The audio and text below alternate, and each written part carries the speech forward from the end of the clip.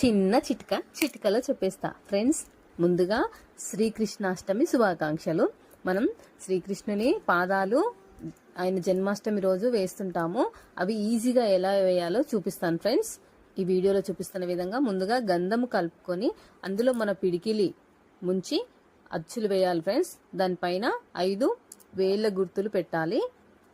దాని తర్వాత ఒక్కొక్క గుర్తుకు కుంకుమ బొట్టు పెట్టుకుంటూ వెళ్ళాలి. ఇలా పెట్టడం వల్ల నిజపాదాలు చాలా ఈజీగా వేయొచ్చు. నేను ఒక 5 minutesలో వేశాను ఫ్రెండ్స్. చూడండి మీరు కూడా. నా చిన్ని కృష్ణుడు ఇంట్లోకి వచ్చిన పాదముద్రలు ఇవి. చాలా ఈజీగా వేయచ్చు ఫ్రెండ్స్. మీరు కూడా చూడండి.